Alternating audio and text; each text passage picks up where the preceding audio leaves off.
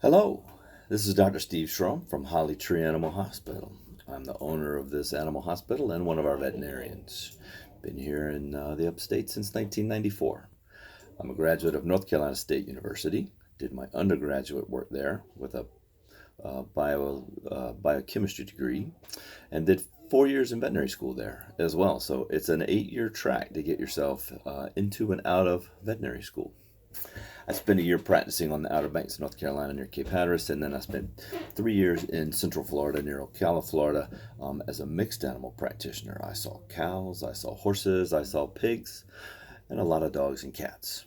Relocated here to the upstate in '94 and do just dogs and cats at this point.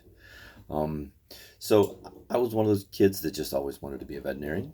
Loved it, worked for a veterinarian, and loved that as well. So that's kind of where it went. But one of the things that really drew me to this was my love for science. And I love to solve problems. So I'm taking science of medicine, how a dog or a cat should normally function, and then what's wrong with their body, say they have a cough or say they're losing weight, and then putting my scientific knowledge together to figure out what are the most likely causes of that, and then how do I prove it? Do I do blood samples and look at what the blood work says? Do I take x-rays to see what their chest looks like?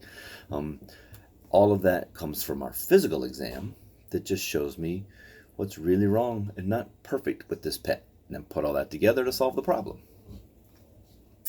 Um, what I do on a daily basis is I take happy, healthy dogs and I try to keep them happy and healthy. Like when you go to your doctor, sometimes that means you get vaccinations, and nobody likes that, right? But it keeps us safe, keeps us healthy, helps our bodies recognize the bugs that create disease before it's able to make us sick. So I'll see young puppies, young kittens, make sure they're growing. I'm seeing them probably once a month for the first 3 or 4 months of their life.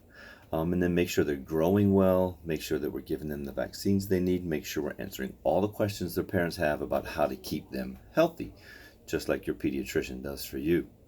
And then, of course, we'll see older dogs once or twice a year, and cats again, to make sure everything is nice and safe and healthy for them, and to make sure that they're growing and continuing to maintain their healthy weight as much as possible. Sometimes we're able to pick things up on a physical exam, or on some of the blood work that we use, which is basically chemical reactions, to help us figure out that there might be some things happening in this dog or cat that they haven't bothered to tell because they can't talk, right? But things that may not be easily noticed at home.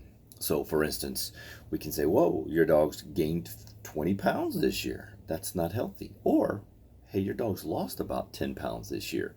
Have you changed the diet, new exercise, or is this just kind of happening? I'll ask silly questions like, is your dog drinking more water? Is your dog peeing more often? Is your dog eating all their food? Do they play as much as they used to? They can't talk to us, so we kind of have to work our way around that. But we'll take all of that baseline information, determine that the pet is still healthy, and things that need to continue to keep them that way, or see if we can find things that may indicate some changes are necessary. Feed them less food, feed them a different diet. Maybe they've been itching, we need to work at that. The other part of my job is taking animals who have problems, sick animals, animals that may not have eaten for a few days, animals that are peeing way too much, drinking all the water in the bowl, animals that are losing weight, animals that are having a hard time getting up and moving around. They're not as active, maybe because of arthritis as they get older. Different things like that, and then trying to figure out what the issue is. So we obviously read a lot because we have to keep up on the latest changes in science because it's not always the same.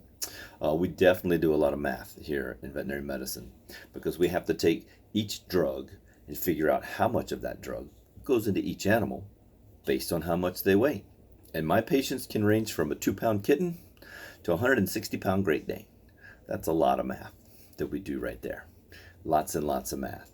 And then again, all the science that we go through, a lot of chemistry, a lot of biology, all of those things are very important to making sure that what we see in our patients is what we're supposed to see and how we can make those changes.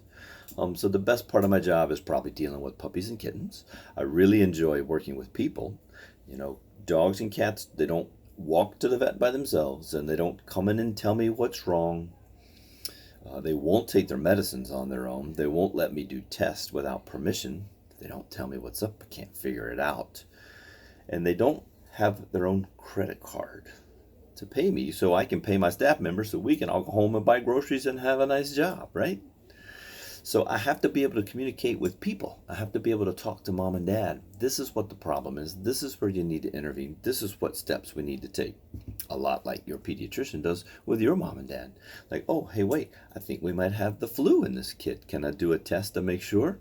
Sure, let's do the flu test. Yep, it's positive for the flu. So here's the medications you need to take, and here's your school excuse so you don't end up at school to get everyone else sick. And please be careful with the rest of your family. That's what your pediatrician says. We do a lot of the same things with dogs and cats. So the best part of my job, again, dealing with people, dealing with puppies and kittens, because they're a lot of fun. You know, I also have some clients and pets that have been coming to me for years, and I love seeing those dogs. As they age, some of them are very happy to see me.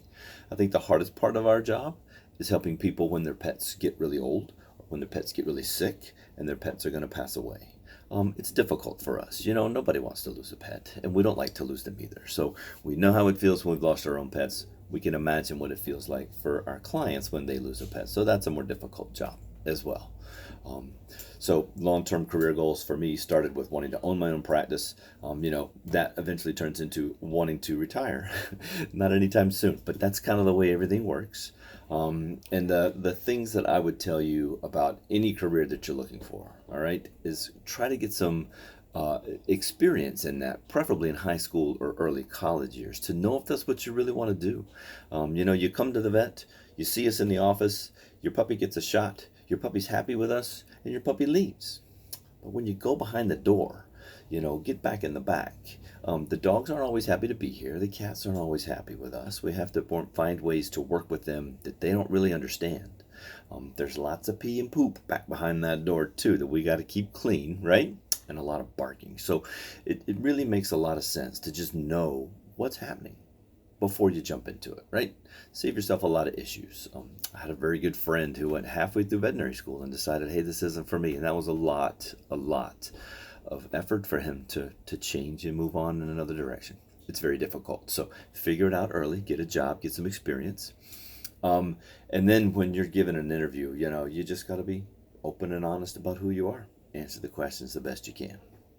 So I hope I touched all the parts. I'm going to go out of here in a little bit and go get some doggy kisses. You guys have a great day.